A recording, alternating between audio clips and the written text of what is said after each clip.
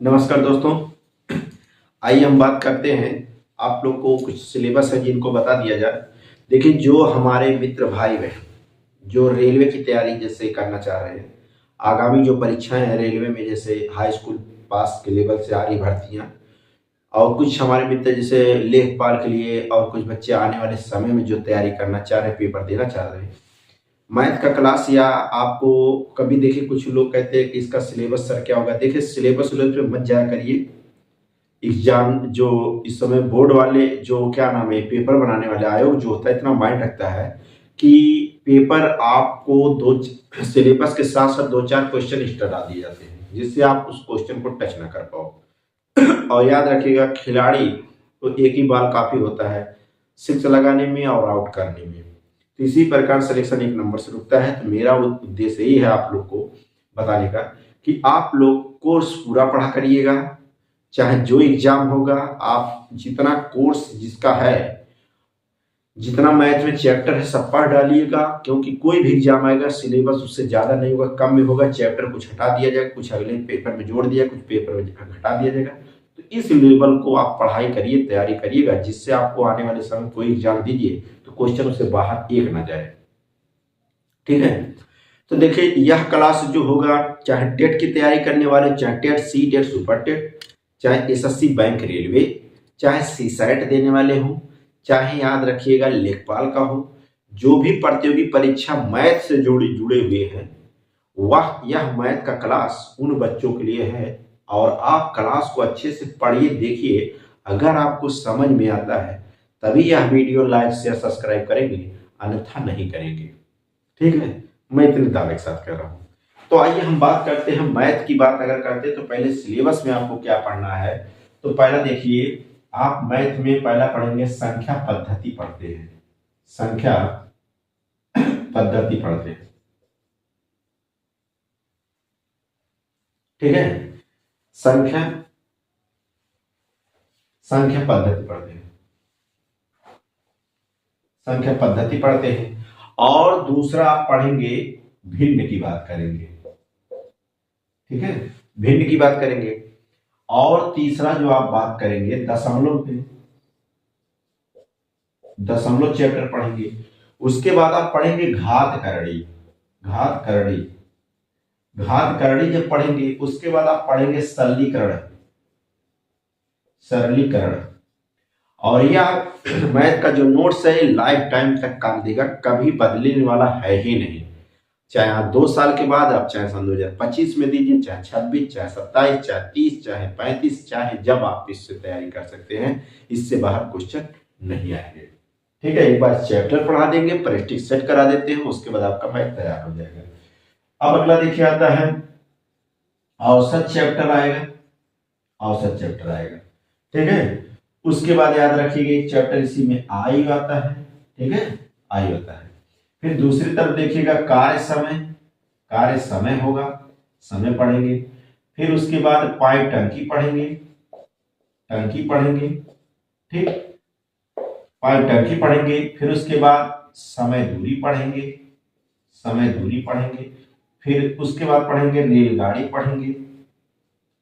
रेलगाड़ी पढ़ेंगे। उसके बाद दोस्तों आप लोग पढ़ेंगे नावधारा पढ़ेंगे। नावधारा पढ़ेंगे। उसके बाद मित्रों साधारण ब्याज पढ़ेंगे। साधारण ब्याज पढ़ेंगे। उसके बाद दोस्तों चक्रवृद्धि ब्याज पढ़ेंगे। चक्रवृद्धि ब्याज पढ़ेंगे। ठीक है। चक्रवृद्धि ब्याज पढ़ेंगे। इसके बाद दोस्तों देखिए लासा मासा पढ़ेंगे। लासा मासा पढ़ेंगे। इसके बाद मित्रों पढ़ेंगे आप मेंसुरेशन। मेंसुरेशन। मेंसुरेशन के बाद आप इसके बाद पढ़ेंगे आयत। आयत। उसके बाद आप पढ़ेंगे वृत्त के बारे में पढ़ेंगे। त्रिभुज के बारे में पढ़ेंगे। बहुभुज के बारे में, बहुभुज के बारे में पढ़ेंगे। उसके बाद आप पढ़ेंगे बीज गणित के बारे में। बीज गणित, बीज गणित पढ़ेंगे। उसके बाद देखिए पढ़ेंगे इधर लाभ हानि। लाभ हानि। फिर उसके बाद प्रतिशत। प्रतिशत। उसके बाद पढ़ेंगे बट्टा, बट्टा। इसके बाद आप पढ़ते हैं साझा, साझा, अनुपात समानुपात, अनुपात समानुपात, अनुपात समानुपात। उसके बाद पढ़ेंगे मिश्र समानुपात, मिश्र अनुपात। उसके बाद आप पढ़ेंगे मिश्रण। उसके बाद पढ़ेंगे त्रिकोण मिति, निर्देशांक ज्यामिति, ज्यामिति। उसके बाद आप पढ़ेंगे बट्टा, सॉरी पाई, पाई चार्ट, रेखा चित्र, दंड आरेख, प्रायिकता, प्रायिकता। और याद रखिएगा, अब आपके माइंड में सर ये आ रहा होगा बात, ठीक है, वर्ग वर्गमूल है, वर्ग वर्ग मूल है, ठीक है। और देखिए, इससे ज्यादा आपके मैथ में आप कितने बच्चे ये डर रहे होंगे सर इतना चैप्टर पढ़ना होगा, हम तो मैथ में बहुत कमजोर हैं, हमें 2 गुणे 2 नहीं आता है, हम कैसे वनडे पेपर निकालेंगे, ये भी तो प्रस्ताव आता है ना। दूसरा, हम तो सर गृह विज्ञान से पढ़े हैं, तो हम कैसे हमको कैसे मैथ आएगा, हम सर साइंस साइड से, फिजिक्स से पढ़े, केमिस्ट्री से पढ़े, बायो से पढ़े हैं, हमको सर नहीं आता, हम भूगोल से सर पढ़े हैं, बीए किए हैं, क्या जरूरत है सब सोचने की। आपको आता है नहीं आता, ये आपकी जिम्मेदारी नहीं, जिम्मेदारी हमारी है। आपको मैथ का सवाल सही कराना ये हमारा जिम्मेदारी है। रीजनिंग आपको नहीं आ रहा, आपको आना रीजनिंग, हमारी जिम्मेदारी है।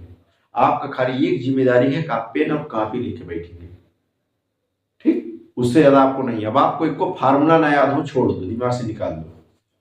2 गुणे 2 नहीं, 2 पर 2 नहीं जोड़ के बराबर 4 नहीं ला पा रहे, वो आपकी जिम्मेदारी नहीं है, वो जिम्मेदारी हमारा है, हम आपको सिखाएंगे। फिर आप देखिए, तो देखिए सिलेबस में आपको इतना पढ़ना है, 1 2 3 4 5 6 7 8 9 10 11 12 13 14 15 16 17 18 19 20 21 22 23 24 25 26 27 28 29 30 31 32 34 चैप्टर टोटल है। अब 35 चैप्टर सिर्फ नाम के हैं, 1 2 3 4 5 6 7 7 8 9 10 11 12 चैप्टर जो ऐसे हैं कि 2 ट्रिक से लगेंगे, खाली 2 ट्रिक से 12 चैप्टर खत्म हो जाएगा, ठीक है। बाकी एडवांस मैथ अभी हटाइए, चक्रवृद्धि में साधारण ब्याज, ये दोनों एक विधि से लगाएंगे। और ये जितना आप देख रहे हैं ना, इसके लिए तो आप चुटकियों हल करेंगे, तो मिला जुला के आपको ज्यादा टेंशन नहीं लेना है, ठीक है। टेंशन लेने से क्या फायदा बताइए, टेंशन लेने से समाधान होगा, कुछ नहीं होगा। मैंने बता दिया कि अपने जीवन में आप कभी मैथ नहीं पढ़े हैं तो भूल जाओ, दिमाग से निकाल दो कि अच्छा नहीं आ रहा है, ठीक है। इस बात को याद रखिएगा, मैथ की जिम्मेदारी हम बता रहे हैं, सवाल आप देखिएगा नहीं लगेगा फिर बताइए। तो इतने आपको सिलेबस पढ़ना है, चाहे वह एग्जाम रेलवे का कोई हो, चाहे एग्जाम कोई एसएससी हो, चाहे एग्जाम कोई लेखपाल का हो, चाहे टेट में हो, चाहे सी टेट में हो, चाहे सुपर टेट में हो। यहाँ तक सी साइड का पेपर, अगर आईएएस सी साइड दे रहे हैं, पीसीएस का सी साइड, जो भी एग्जाम अगर दे रहे हैं, मैथ इससे बाहर का क्वेश्चन नहीं बनाएगा 100%। और जब इतना हम पढ़ा देंगे तो आपको प्रेस्टिसेट करा देंगे, फिर किसी एग्जाम में बैठेगा। लेकिन आपको ये लग रहा है कि सर कितना समय लगेगा, ज्यादा समय भी नहीं लगेगा, बहुत जल्द से जल्द खत्म करेंगे, इस बात को याद रखिएगा। मेरा उद्देश्य यही है कि जो बच्चे हाई स्कूल में हैं, इंटर में हैं, जो तैयारी करके छोड़ चुके 1-2 साल, थक चुके हैं, जिनके दिमाग में गलत चीजें भावनाएं हमेशा चल रहे हैं कि मैं मैथ से बहुत कमजोर हूं, मुझे मैथ कैसे आएगा, भूल जाओ, ये हमारी जिम्मेदारी है, बार बार मैं कह रहा हूँ, ठीक है। हाँ, ये सब आ जाएगा। और जिसको मैथ आ गया रीजनिंग आ, जिसको रीजनिंग आ गया वो मैथ आ गया। रीजनिंग तो ऐसे चुटकियों में लगाओ सवाल, भरोसा करिए। डिजिटल पे भले नहीं मैं पढ़ा रहा हूँ, लेकिन आपको दिमाग में उतारने का ना मैं जिम्मेदारी लेता हूँ खुद, इस बात को याद रखिएगा, ठीक है। हाँ, तो देखिए भोजपुरी का शब्द मुझे ज्यादातर यूज करना है, क्योंकि भाई मेरी चैनल चल रहा है तो मैं गाना ऑलरेडी गाता हूँ, तो कुछ शब्द जाने अनजाने वगैरह बोल देता हूँ, तो उसके लिए मैं क्षमा चाहता हूँ, ठीक है। तो सिलेबस है मैथ के, ठीक है। अब अगले वीडियो में मिलते हैं, जहां से शुरू होगा वहां से हम बताएंगे जो भी चैप्टर का नाम अब थैम्बल पे आपको मिलता रहेगा। भाग 1, भाग 2, भाग 3, एक चैप्टर का कम से कम 5-6 भाग होंगे। एक चैप्टर का 5-6 भाग जाएगा, ठीक है। पहले भाग, दूसरे भाग, तीसरे भाग, चौथे भाग, पांचवें भाग, 5 भाग तक हर एक चैप्टर का। जैसे 5 भाग इसका होगा, 5 भाग इसका, 5 भाग इसका, 5 भाग इसका। अब आपको इससे ज्यादा पढ़ने की जरूरत नहीं पड़ेगा, भरोसा करिएगा, ठीक है। तो मिलते हैं अगले वीडियो में चैप्टर के साथ। बस आपसे मेरा छोटा रिक्वेस्ट है, आप लोग कमेंट में अपना राय जरूर दीजिएगा और दोस्त को साथ जोड़िए, ज्यादा से ज्यादा जोड़ने की कोशिश करिए मित्रों। मिलते हैं अगले वीडियो में, धन्यवाद।